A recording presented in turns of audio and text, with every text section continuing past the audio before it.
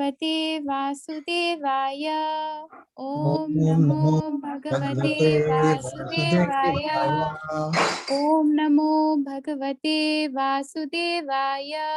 ओम Om नमो Namo भगवते Bhagavate वासुदेवाय। Vasudevaya. ओम नमो भगवते वासुदेवाय। ओम Om नमो Namo भगवते Bhagavate वासुदेवाय। Vasudevaya. I can read the shloka, Nanda Prabhu, if that's okay. Sure, please, Mataji. Idam Bhagavatam Nama. Idam Bhagavatam Nama Puranam Brahma Samhitam. Puranam Brahma Samhitam Uttama Shloka Charitam. Uttama Shloka Charitam Chakara Bhagavan Rishihi. Chakara Bhagavan Rishi Nishreyasya Nishreyasya Lokasya Dhanyam Swastaya Namahat. Dhanyam Swasya Namahat.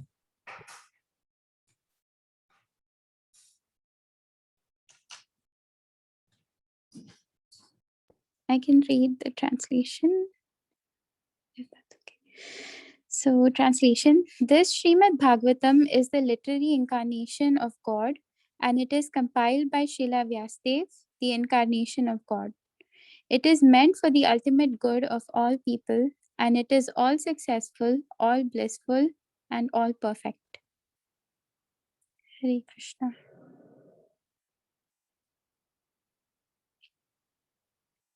I can read the purport also.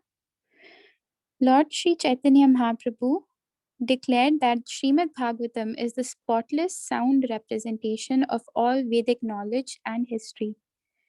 There are selected histories of great devotees who are in direct contact with the personality of Godhead.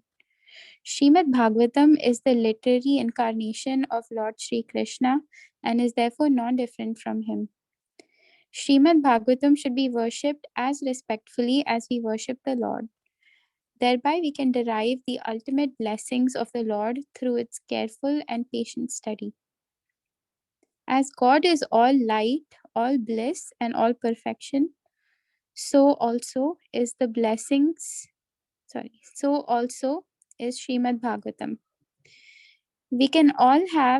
We can have all the transcendental light of the Supreme Brahman, Sri Krishna, from the recitation of Srimad Bhagavatam, provided it is received through the medium of the transparent spiritual master. Lord Chaitanya's private secretary, Srila Swarup Damodar Goswami, advised all intending visitors who came to see the Lord at Puri to make a study of the Bhagavatam from the Person Bhagavatam. Person Bhagavatam is a self-realized bona fide spiritual master, and through him only can one understand the lessons of Bhagavatam in order to receive the desired result. One can derive from the study of the Bhagavatam all benefits that are possible to be derived from the personal presence of the Lord. It carries with it all the transcendental blessings of Lord Sri Krishna that we can expect from his personal contact.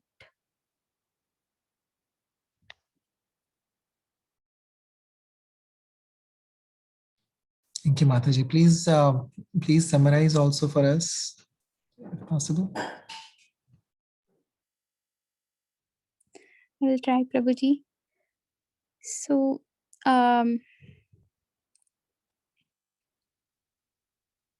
basically, in this purport and in this shloka, Prabhupada is explaining the how Srimad Bhagavatam is actually a literary incarnation of Lord Sri Krishna, and also how we can understand it through the medium of a transparent spiritual master, also known as the Person Bhagavatam. So that's the book Bhagavatam and the Person Bhagavatam, and even Lord Chaitanya wants us to understand the book Bhagavatam from a self-realized, bona fide spiritual master. So I look forward to hearing about Bhagavatam from all of you, because I have no understanding of Bhagavatam. So that's all I can share, Prabhuji. Thank you. Hare Krishna. Thank you for sharing, Mataji. We need your association so that we can understand more. And I think for now, as I think we were discussing the other day, when we read this Bhagavatam written by Srila Prabhupada, then it is like, and please correct me if I'm wrong, but it is like hearing from the person Bhagavatam being Srila Prabhupada himself, because he has given the purports to the comment, from all the commentaries about Srimad Bhagavatam. So the shlokas is Srimad Bhagavatam, right? And then the translation is just the same thing as the shloka being just translated in different language. But the purport is, when we read from Bhagavatam written by and explained by Srila Prabhupada and the devotees, then it's like we are listening from the person Bhagavatam. Is my understanding. Is that right? Please correct me, devotees.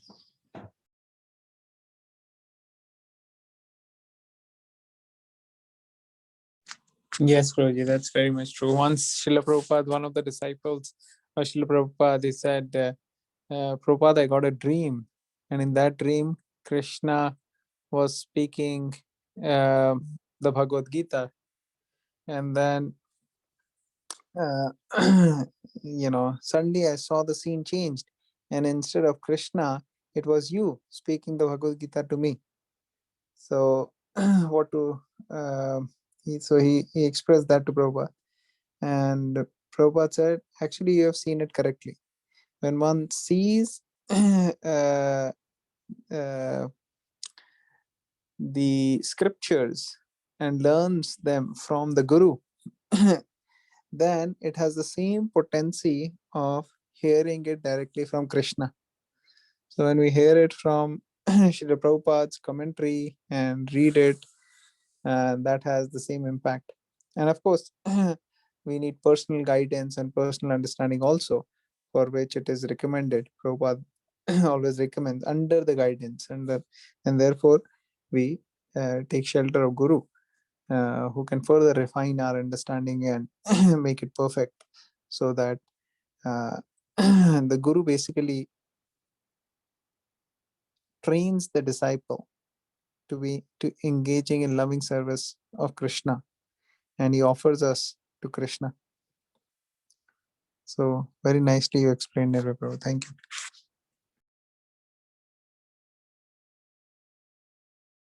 Hare Krishna. Thank you, Prabhuji.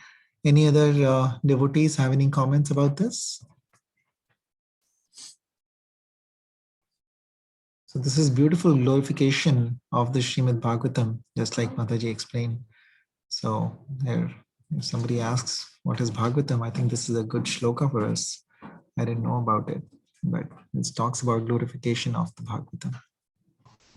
I have a question. Yes, please go ahead. So, if you have shelter of like a teacher or a guru, and they're teaching you this the Bhagavad Gita, then is that like Krishna saying it? Yes, that is what Atul Prabhu just explained. That if and that is my understanding of what he explained, that the pastime that he explained about Srila Prabhupada and the devotee, and that's what Prabhupada said, that if we are hearing Bhagavad Gita, Bhagavatam, any of the scriptures that from under the guidance of the Guru, a bona fide Guru, then it is like listening to the scripture from Krishna himself, from God Supreme Personality himself, because then we can understand it as well as if it is being said by Krishna himself. So you got the point. Does that answer your question? Yeah. Hare Krishna. So we'll go ahead to the next one. So the important point which Nepa Prabhu mentioned is also a bona fide guru. So that has to be, a person who is himself very, very advanced and realized. So right now we are all learning so that we can understand who we can accept as whom we can take guidance from, because there are so many people who are uh, basically pretending to be teachers of Bhagavad Gita, and we have to see whom we can learn from, who inspires us the most, who actually is making us feel like we should serve Krishna. So depending upon whom we can connect with and who tells us most about Krishna, we have to seek more and more association and guidance, and then express our heart, and then the teacher accepts the student that, okay, I'll accept you as my student. So like that. So right now we are just preparing ourselves for that. Is it okay, Isha? Yeah. Okay, thank you. Thank you, Prabhuji. This reminded me of Amreen Prabhu's lecture this weekend, the Farmington Hill Temple, and there was a question about this that he answered very beautifully about when they asked about, somebody asked about that it's difficult to get a guru right now because of COVID and everything. We're not meeting a lot of devotees. Then how do we find a guru? And his answer was so beautiful that he basically, I don't remember and I can't repeat the way and the way, what he said, but basically he said that it is also Krishna gives us the guru. Krishna will provide us with the guru when the time is right and our consciousness is right. So we just pray to Krishna, and it's the same thing, like it is already a relationship that is there, and Krishna reveals it later on when we are at that level, that Krishna will reveal who the guru is, right? Guru for us. And then he also explained that how we can, in the process, just like you was explaining, when we are, trying to find guru, we should, or somebody we are really inspired from, the best way to serve them. To another question, I think, how to serve devotees, he said, is to, when we listen to their lectures, try to do acharan, try to follow those things that are explained in the lecture in our daily life. And the more we can inculcate that in our daily life, the more we will get advancement, and we will be serving the devotees like that. Hare Krishna. Just reminded me of that, what Atul Prabhu said.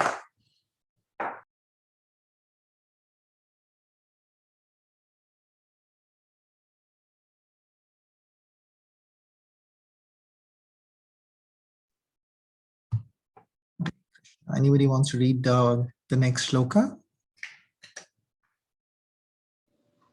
Hare Krishna, can I recite?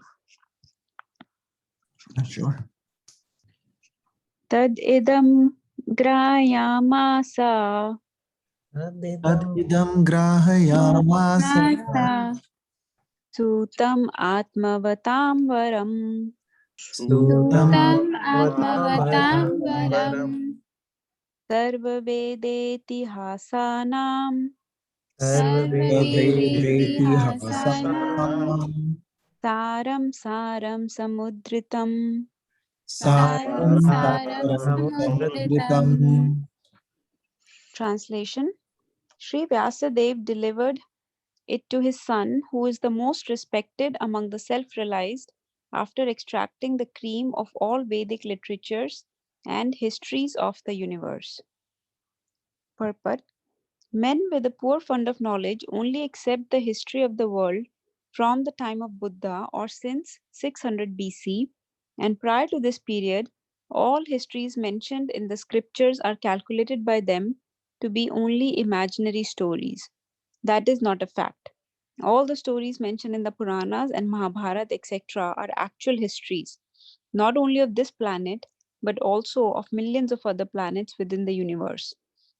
Sometimes the history of planets beyond this world appears to such men to be unbelievable, but they do not know that different planets are not equal in all respects, and that therefore some of the historical facts derived from other planets do not correspond with the experience of this planet. Considering the different situation of different planets and also time and circumstances, there is nothing wonderful in the stories of the Puranas, nor are they imaginary. We should always remember the maxim that one man's food is another man's poison. We should not therefore reject the stories and histories of the Puranas as imaginary. The great rishis like Vyasa had no business putting some imaginary stories in their literatures. Hare Krishna. If somebody else would like to read. Would you like to summarize this first? Yes. So, Like a uh, long chapter. can you scroll up and show the translation? Okay. So, in the translation, it is being said that so Vyasadeva delivered this knowledge to his son, Shukdev Goswami, and he's the most self-realized person, one very respected among the self-realized person. And Sri Vyasadeva composed Bhagavatam. It is said in his most mature stage, when he had composed all the Puranas, Mahabharata, all the Vedas. He had written everything, and he still had some hankering left in him, that there is something more left for him to do. And his guru Narad Muni uh, had instructed him to write Bhagavatam. So then he composed Srimad Bhagavatam. So this is the cream of all Vedic literatures and histories that he put into Srimad Bhagavatam. And in purport, Prabhupada is explaining that most people believe the history that started after the time of Lord Buddha, and anything before that, people think that's all imaginary, fictional stories made up by somebody, that they're not true. So nobody takes Puranas, Mahabharats, our ancient histories to be true stories. And Prabhupada is explaining that there are so many different planets so many different universes, and it is beyond a normal man's conception to understand that so many pastimes are going on in different planets and different universes, and these stories can actually be true. So we just try to fit everything in our framework. This reminds me of how Amoglila Prabhu gave an analogy that, correct me if I'm wrong, but he gave an analogy of the moon, that a kid asked his mom, um, where is the moon? Something like that. And she showed him that, you see, it's between the two branches of that tree. So it doesn't mean that moon is just between the two branches of the tree, but that's how you are looking at it. So this is our perception of things. So based on our limited knowledge, we start perceiving things in a very limited framework. We try to fit everything into what we know, and the reality is so vast that it's beyond our conception. We don't even first of all, we just believe the material science, so we cannot even conceive so many different planets and universes, and different type of pastimes could be happening on those. So that's why we just reject those stories. But that's Srila Vyasa, they put them into the Purana, so they cannot be imaginary. And Prabhupada is mm, reinforcing that point here. Hare Krishna. I couldn't understand this part. We should always remember the maxim that one man's food is another man's poison. How is this? So the way I understood it was, and Atul Prabhu, or please correct me. So this reminds me of the shloka from second chapter, 2.69, that one man's night is another man's day. It reminds me of that, how something is so nourishing for one person, like knowing about Bhagavatam, reading the stories and pastimes, delving into Krishna's and his devotees pastimes, we nourish ourselves. We feel so spiritually charged and enriched by these stories of Mahabharata and Puranas. We discuss them. The devotees like to constantly talk about this. Whereas other people, they think this is waste of time. Why are you wasting your life doing this? This is not real. Let's talk about politics or other, movies or celebrities, and that's their food. Whereas that's poison for a spiritually motivated person. That's how I understood it. I think that's very good understanding. Thank you.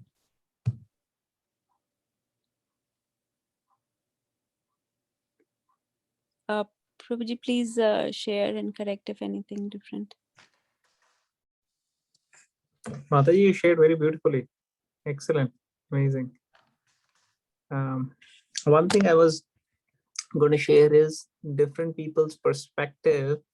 Like many times this example is given. You may have seen Kuein ka Mendak, right? Well's frog.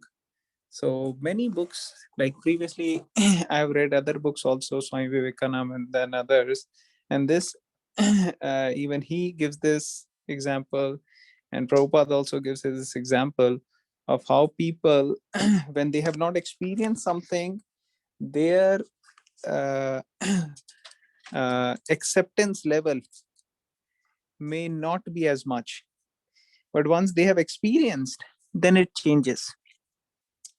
So in this situation, one frog who is from the sea comes to the frog who is in the well, and then they are talking, and the frog in the sea or the ocean is telling how big the ocean is. And the frog in the well, he used to think that his well is too big. He used to think this is the biggest water body because he never saw any other thing. So they are having an argument. So this man this frog is saying, "Oh, my well is pretty big. And where are you from?" He says, "I'm from the ocean." He says, "Oh, okay. Ocean must be smaller than this well." So no. That's actually much bigger than this well. Bigger how much? Maybe a little bit big? He said, "No, you can't imagine. It's huge."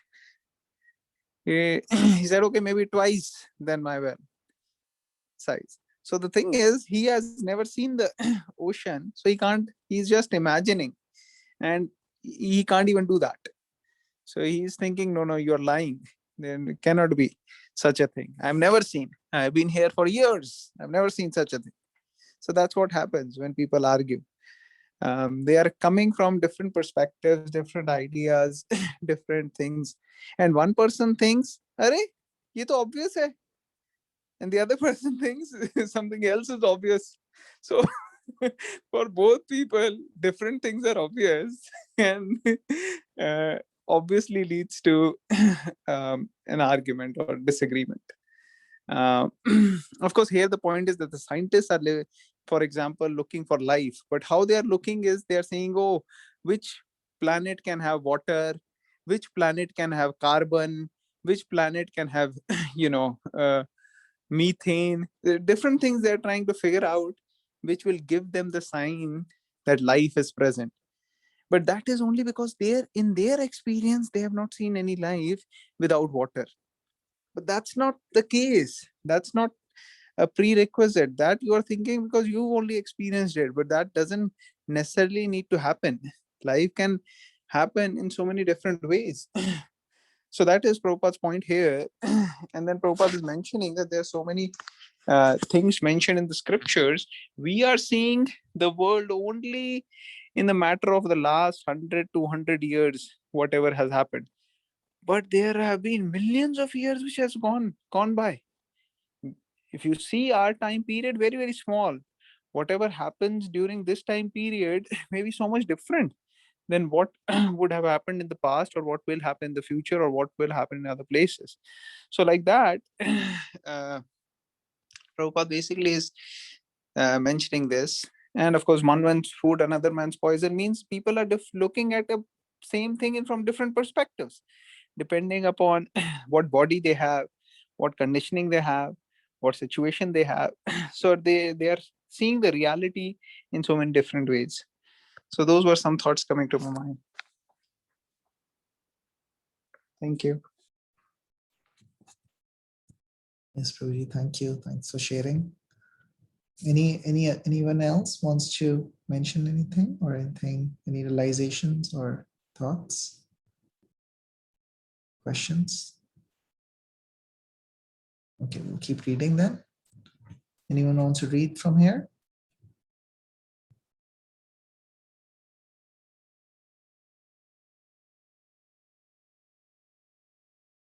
I can read, Prabhuji. Thank you.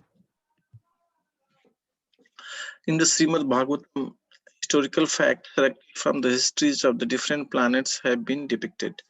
It is therefore accepted by all the spiritual authorities as Mahapurana. The spiritual significance of these histories is that they are all connected with activities of the Lord in different times and atmosphere. Srila Sukadeva Goswami is the topmost personality of the self-realized soul, and he accepted this as the subject of studies from his father, Vyasadeva.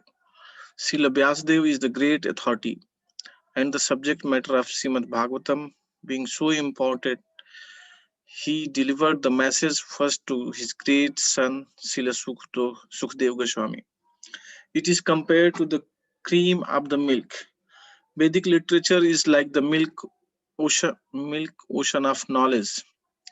Cream or butter is the most palatable essence of milk, and so also is Srimad Bhagavatam, for its contents of all palatable, instructive, and authentic versions of the different activities of the Lord and his devotees. There is no gain, however, in accepting the message of the Bhagavatam from the unbelievers, atheists, and professional reciters who make a trade of Bhagavatam for the layman. It was delivered to Srila Sukadeva Goswami, and he had nothing to do with the Bhagavat business.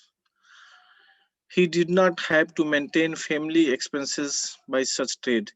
Srimad Bhagavatam should therefore be received from the representative of Sukadeva, who must be renounced order of life without family encumbrance. Milk is undoubtedly very good and nourishing, but when it is touched by the mouth of a snake, it is no longer nourishing. Rather, it is being a source of death. Similarly, those who are not strictly in the Vaishnava discipline should not make a business of this Bhagavat and become a cause of spiritual death for so many hearers. In Bhagavad Gita, Lord says, the purpose of all Vedas is to know Him. Lord Krishna and Srimad Bhagavatam is the Lord Sri Krishna Himself and in the form of recorded knowledge. Therefore, it is the cream of all Vedas and it contains all the historical facts of all times in relation with Sri Krishna. It is factually the essence of all histories. Hare Krishna.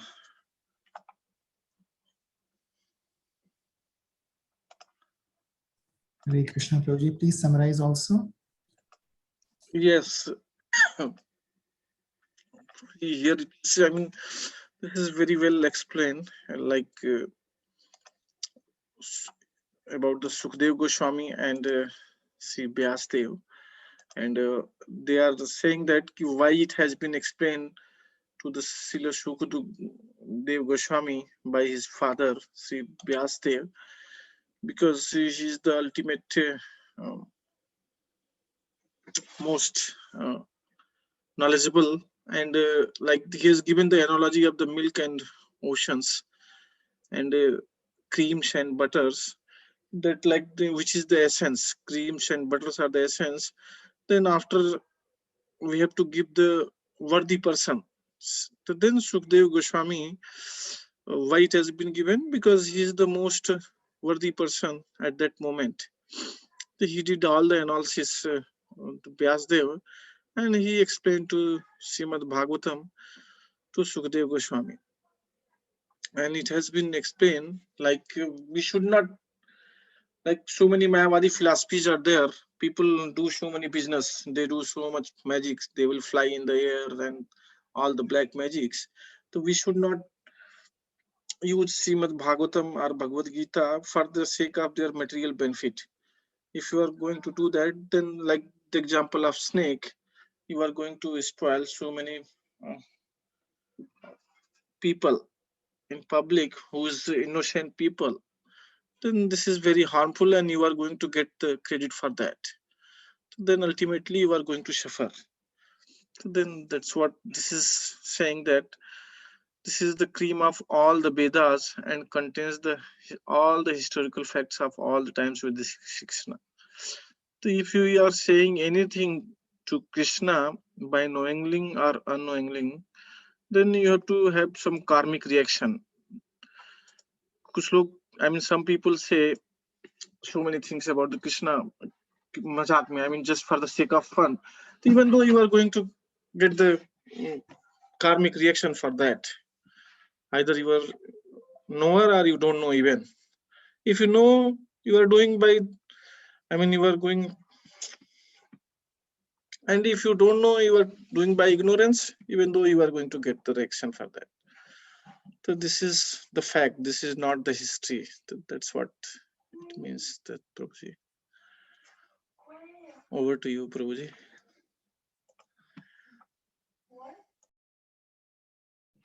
Hare Krishna, Prabhuji. Thank you for explaining that. One question always comes to my mind, and this is for all the devotees, and they can answer. We read this many times that, just like here it is said, like Prabhuji also said, that milk undoubtedly very good and nourishing, but when it's touched by the mouth of a snake, it is no longer nourishing, rather becomes source of death. Similarly, those who are not strictly in the Vaishnava disciples should not make a business of Bhagavatam, become cause of spiritual death for so many hearers. So I think this analogy has come in the past also. So it just always gets me contemplating that, is it actually dangerous and negative for people to hear? We have in India, we often have these Bhagavad Saptas and stuff like that, and some may be nice and some may be being done by people just for the love of God and wanting to spread the message of Bhagavatam. But sometimes there are people who are charging money for it, and it may not be with utmost devotion, and it may not contain the right message. So, but I think it is pretty clear here that Prabhupada is clearly saying that it is actually like poison. So it is actually negative and may cause spiritual death of people. But, again, we are, I think, conditioned so much that we feel still want to not question, but really contemplate on this, that, where is it still better that people are hearing something versus and being, at least getting some piety going to such things and listening about Bhagavatam even a little bit, versus not doing it and just being engrossed in material life throughout. So would any devotees want to comment upon that? Is my question or comment clear? So Prabhuji, if Can I say something? Hello? Malji, go ahead. Okay, you were telling that in India the people do this Bhagavad Sapta, but it's not only true. I mean, the people who do this, who did this Bhagavad, yeah, they are they are Brahmana and they charge. So they are not doing for any other purpose, but for that ajivika, for that is their ajivika. That's what they do, and they are Brahmanas. But the principle about this, very few people are there. People come and go, people listen. But remember the other day, Prabhuji was talking about the bamboo. So when they make the altar,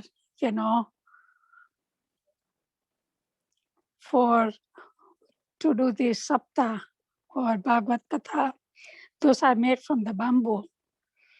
And then as the Katha progress, I think they believe that if your ancestor, they are kind of around them, the spirit is around them, and every time when their sins are getting washed away, there are the nodes on the bamboo leaves, and they kind of burst, one by one after, um, their sins are go away, and finally they go to heaven, or, finally the spirit is liberated, is mukta, wherever the spirit goes according to their karma, I don't know, but the spirit is, soul is, or the spirit is liberated.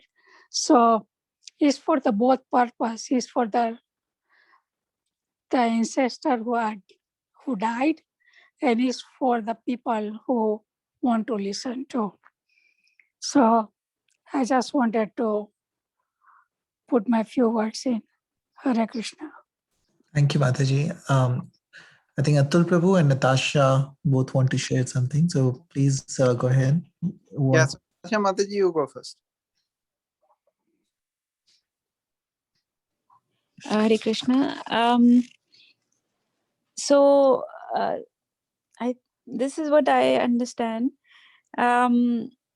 It's if it's not a Vaishnava, if it's not a devotee, if it is somebody who's doing this to make money, or who has wrong understanding of Bhagavad Gita or Bhagavatam, who's not in the Guru Shishya Parampara. So they will first of all convey a very wrong meaning of Bhagavad Gita and Bhagavatam. That's why in our tradition it is being taught that we should take the message from the right person. So the wrong person can actually deviate us from the path. And even on a very material level, if somebody is giving money to these people who may be impure, completely unqualified to speak about Bhagavad Gita or Bhagavatam, somebody spending money and they are misusing the money to do some nonsense activity, let's say, then that is bad karma for the people attending as well. So I think that's why Prabhupada is saying that it's milk contaminated by the poison. We're supposed to get Krishna. We are supposed to be able to conduct our life according to Bhagavad Gita. When we hear we are supposed to attain bhakti of Krishna.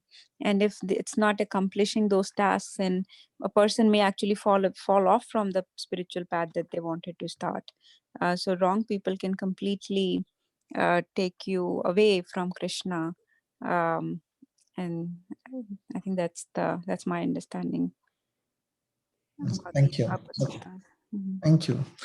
And Atul Prabhu, you were also saying something? Hare Krishna. Yeah, I don't know if you remember, Nirpa Prabhu, there was an example was given sometime that two people go for learning a musical instrument, right?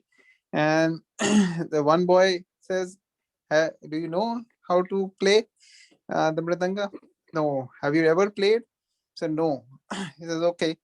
So he says, okay, you how much do I have to pay? He said, you can give some 200 200 rupees for a month. Says, okay.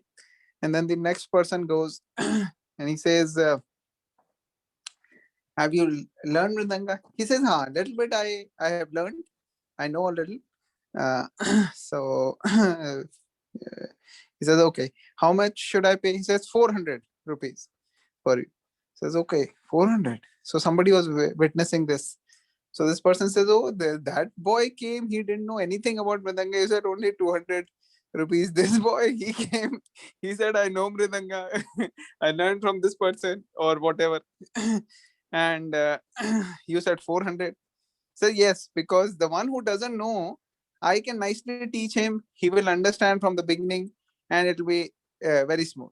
But this boy, he thinks he knows and he has gained some wrong conception from somewhere.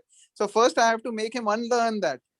So once I unlearn this, then I have to teach him the proper way. So sometimes this is what happens. So many things, so many impressions, so many ideas people develop on their own because of attending all the wrong, unbonified things. And then that conception start spreading in the masses. And that becomes a Brahma Vakya, even though it is a false thing, wrong conception, wrong idea. But it gains, more authenticity just because, it was spread in a large scale or put on the TV or put in social media or other ways. So basically, these things are detrimental. Therefore, one should be very careful on whom we are hearing from. And the other thing which is also important is those who are very serious, sincere devotees, they even attend the kirtan also of devotees only. They don't hear cassettes or tapes of some singer or celebrity who is singing some bhajan or some kirtan, not like that. They attend only the kirtans which are done for pleasing Krishna. Just like food is prepared to be offered to Krishna, that is prasadam. Similarly, a song which is sung for the pleasure of Krishna, that is actually the highest beneficial for people in general. Because otherwise, those people who are singing bhajans or doing some, jagrata or some kirtan or some thing for gaining money or Bhagavatam Saptaha, such people have a desire for gaining money. So that is why they are doing. So Prabhupada was very much speaking boldly against this pattern of people trying to accumulate money on the prerequisite of the scriptures. And this knowledge, he wanted to give it freely to everybody. And that's why he created the discourses. People can, for money, they can take books. They can take books, and those money can be used in printing books. But it's not that that money will be taken and the people can use it for sense gratification. So that's the point. Does it make sense, Prabhu? Yes, Prabhuji, thank you very much. Yeah, I think I understood this, but this is a common thing that always comes to the mind once, whenever, because we are so conditioned that, as you're saying, I'm probably the one who has to pay 400 to understand. Hare Krishna. I have a question. Yes, please go ahead, Isha. Is that why you should not go on the internet or YouTube and search up things about Krishna? Yes, that's very good. Yes. That is why it's not good to go into the internet and see anything and everything and watch. That is actually very detrimental. We should watch only those things which we know, especially if we hear from those whom we have a personal connection of. We know those people and we have full trust, faith, they inspire us, then we should hear from them. And then what they give us, then we can take that. So therefore, especially in the beginning days when we start like this, then we understand who is our real well-wisher. And then that way we can advance nicely. Does it make sense? Yeah, so if you hear it from someone you don't have faith in, will you spiritually decrease? No, if that person is genuine and he inspires you, then you will develop faith. Your faith will increase, you will get inspired. But in the beginning, you don't know. So what is the point in, if you go to internet, waste your time searching and land up um, getting distracted, or other things catching your attention, then it's useless waste of time. So especially for for kids, anyone below 18, it's very important that we stick to those people whom we have trust. And then after, once we are 18, 19, 20, we're mature enough, we're already practicing, then by their guidance we can browse, you know uh, uh, ISKCON websites and other websites, and uh, get to learn more. But otherwise we should refrain from unnecessary usage of internet also. Just waste our time. Is it okay, Isha? Yeah, thank you.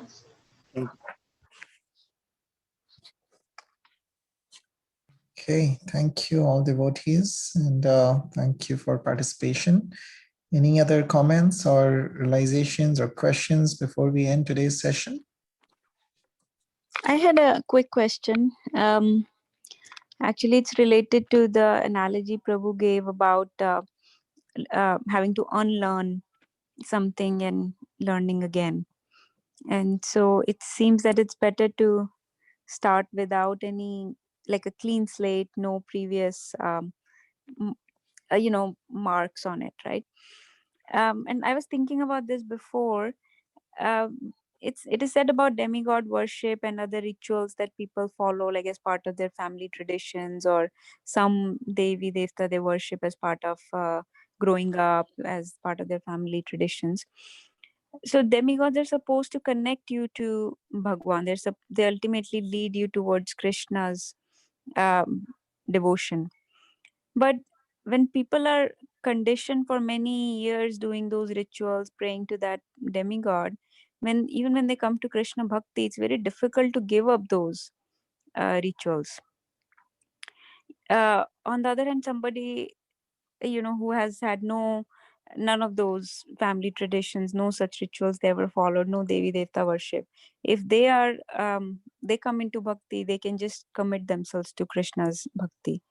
So why is it that demigod worship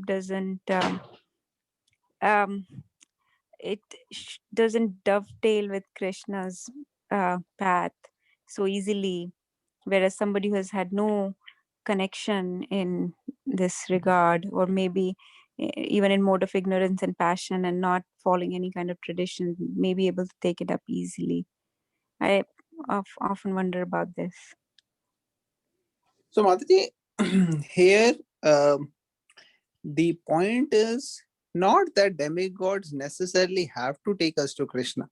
Demigods reciprocate with the desire of the patient. That's why person. That's why it is said that those who are intelligence is taken away by material desires, they go towards demigods for quick material benefits, fruitive results. And the demigods in the first chapter, first canto, first shloka of Bhagavatam, only it is said how demigods themselves get bewildered, right? By Krishna. They can also get bewildered. So demigods is not the way Krishna recommends. Krishna recommends tad vidhi pranipatena pariprashnena seveya udeshanti te jnanam jnanina tattvadarshi. So those who are already attached to demigods, for them we explain to them that demigods will be more happy if you take to Krishna consciousness. That is not the recommended process. It's just that it is for those who cannot take the first class process. If they are already in second or third grade, then we are telling them that even from there you can advance. It is not that because you have surrendered to Ganesha or Lord Shiva, that means you are out of the Vedic culture. No, no, no. That is also within the Vedic culture. That may not be the necessarily the best way, but still that is also in line. That is also one of the ways by which one can come to Krishna consciousness. Like His Holiness Radhanath Maharaj, he was going to Badrinath once. He was traveling in a train, very, very busy, crowded train. He was what, 19, 20 years old? And at that time, he was going to Badrinath, and he was a devotee of Lord Shiva. And at that time, he was in such a crowded train. His intention was to find the absolute truth and to take to the highest aspect of devotion. And at that time, he had association of those from whom he learned about Lord Shiva, and he read, and he was very, very much having strong conviction about it.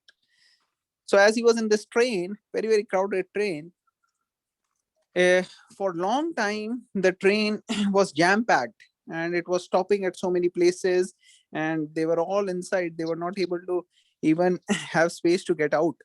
But one time, finally, at one station, the train stopped. He got out of the train and he uh, wanted to catch some air. And before he could jump into the train actually left the station, and it was overcrowded train. And then he asked, what place is this? And that was, can anybody tell who knows this pastime? What station was that?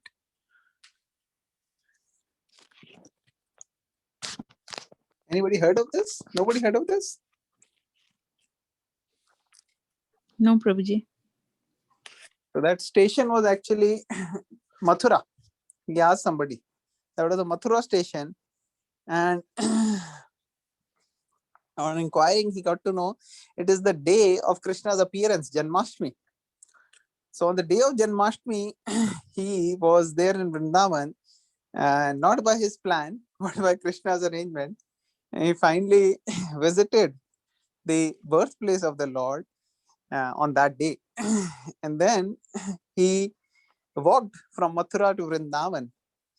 And it was in Vrindavan where he decided, okay, I'll stay for 3 days and then I'll leave back to Badrinath, where I was originally planning to go. And his health deteriorated the 3rd day. He caught fever and typhoid. He could not leave. And the doctor said, you have to stay here at least 1 month. And they put him in the hospital or wherever. And there he was with so many other sick people in one place and getting drips. Practically, he was not able to eat or drink or anything. He was so weak. And he stayed in Vrindavan for a whole month. And after that, he found Krishna consciousness, and he decided he will never leave Vrindavan. He was chanting 64 rounds there. He was associating with so many devotees. He had actually found what he was looking for. And then Prabhupada also came there, and he had association of Prabhupada. He was hearing from him every day. So this is how Krishna arranges. But that's not a recommended thing that we have to take to demigod version. Does it give some insight to your question, Mataji? Yes, Prabhuji. Yes. Thank you. Okay. So the basic point here is that if they would not have had any such misconceptions, and they would have approached a pure devotee from the beginning itself, they would have taken to Krishna consciousness and pure devotional service. Like, for example, we see the example of, let's say, Amarendra Prabhu, or, Prabhupada, or, others, acharyas, or, some other devotees in ISKCON who are born in the family of parents who are already Krishna conscious. For them, they can take up. They don't have to go through a different way from the beginning only. And that is the important responsibility of all the parents. All the parents who are there, if they are not fixed, they are not sure, they are not following things properly, then children will observe it. Like one girl used to say that to her mother, that, Mama, why are you not committed and fixed to one God? Monday you have some other God, Tuesday you have Hanumanji, Wednesday you have someone, Thursday Sai Baba, Friday Shani Dev, something here or whatever, Saturday. And every day you are having different worship. What is this? So she says, no, everything is one only. So if one only, then you stick with one, na? Why you have to have one every? So similarly, those who are trying to tell their children, they have to set up their own lifestyle in such a way that our activities are in accordance with scriptures. We have faith in Krishna, then we do what Krishna is saying. Otherwise, we don't have faith. If we are doing other things, that means faith is still not strong. And that's okay. It's not that everybody's faith is going to get 100% overnight. We can take our time. But at the same time, we have to make sure we take strong association of serious, sincere devotees who are inspiring us to go to Krishna. And till the time we do that, we will be able to advance. All right, I'll stop here. I think I took enough time.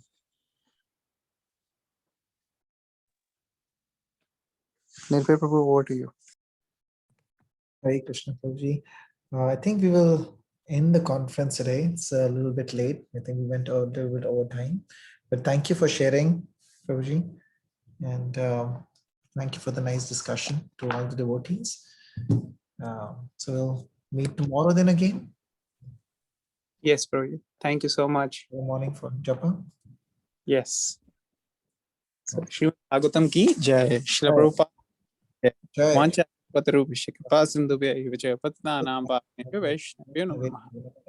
Hare Krishna.